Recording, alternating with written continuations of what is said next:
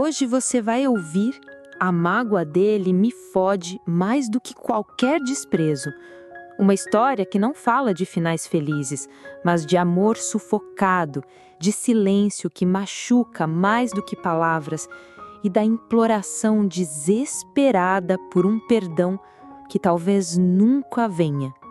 Se você já se deitou ao lado de alguém e se sentiu sozinha, essa história vai atravessar você. Assista até o final e se permita sentir cada palavra. Eu esqueci. Essa palavra me corrói.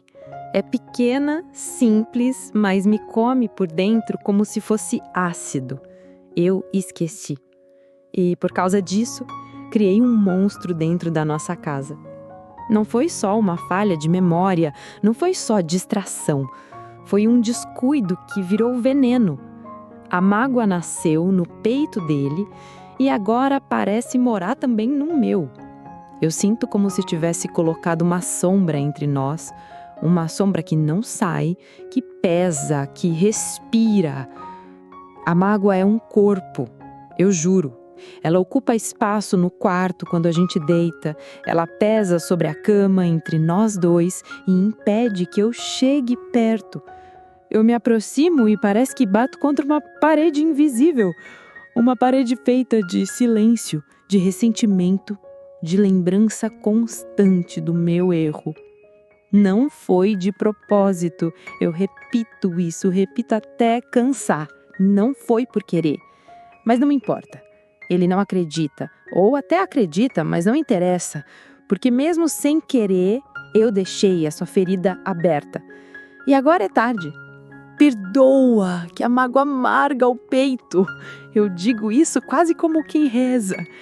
Mas a mágoa é teimosa. Ela amarga mesmo o peito dele, o meu, o ar da casa. Até a água que a gente bebe parece carregar esse gosto azedo. E eu faria qualquer coisa. Eu digo pra ele, eu faço o que você quiser. Eu digo de verdade, não é exagero. Se ele pedisse para eu ajoelhar, eu ajoelhava. Se pedisse para eu sumir, talvez eu sumisse também. Mas ele não pede nada. Ele só deixa a mágoa trabalhar. É como se tivesse entregue a nossa relação inteira nas mãos dessa coisa invisível. E eu sinto, juro que eu sinto a mágoa no jeito que ele respira mais fundo quando tá perto de mim. Sinto no jeito que ele demora para responder quando falo. Sinto quando tento encostar e o corpo dele endurece, como se a pele tivesse levantado um muro.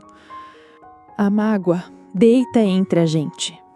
Dorme melhor do que eu. Ela me empurra para o canto da cama, me sufoca no meio da noite. Às vezes acordo com falta de ar, como se alguém tivesse sentado em cima do meu peito. E eu sei, é ela. É essa mágoa que eu mesma plantei. Eu me odeio por isso. Odeio de um jeito que dá vontade de gritar, de quebrar alguma coisa, de me rasgar por dentro. Mas eu não grito. Eu engulo.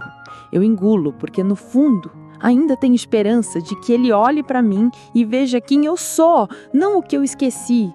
Só que essa esperança não dura muito. Basta olhar nos olhos dele e sentir o vazio. Me diga logo o que é que eu faço, para onde eu devo ir.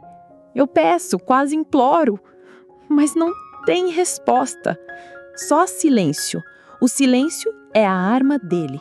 Ele não precisa gritar, não precisa xingar. Ele só fica calado e a mágoa fala por ele.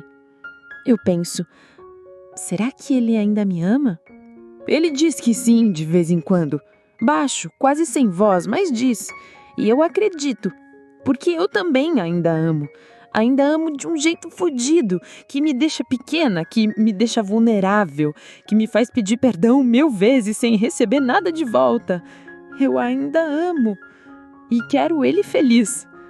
Só que tenho medo de que a felicidade dele não tenha mais nada a ver comigo.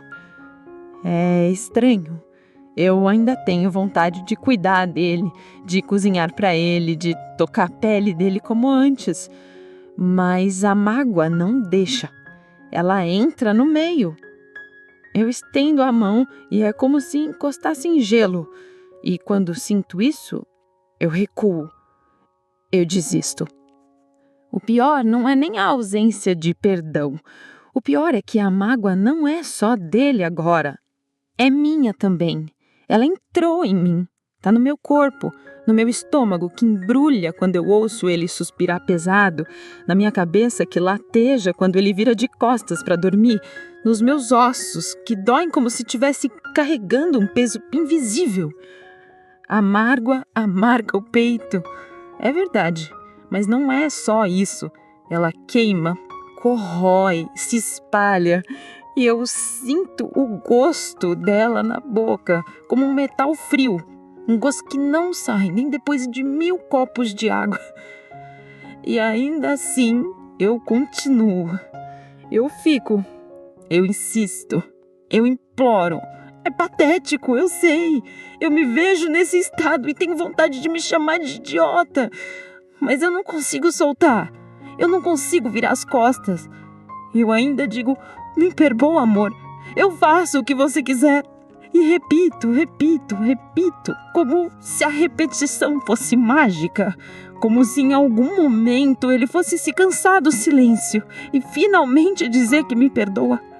Mas não diz, nunca diz. E eu continuo nesse ciclo.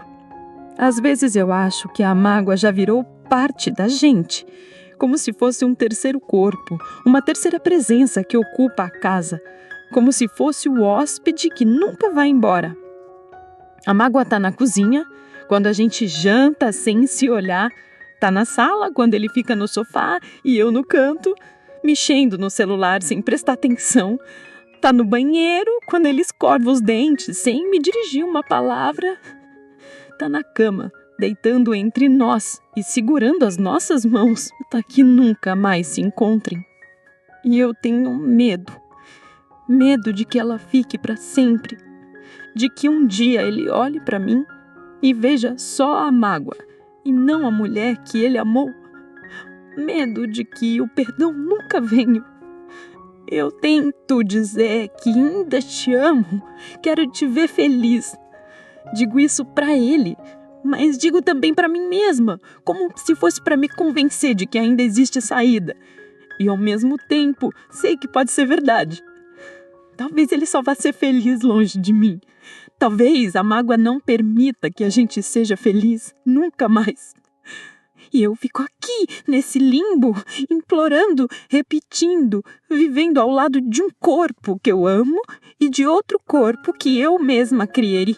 A mágoa, ela amarga o peito. Amarga tudo. E ainda assim, eu não solto. Eu não vou embora. Eu só repito. Me perdoa? Me perdoa. Me perdoa.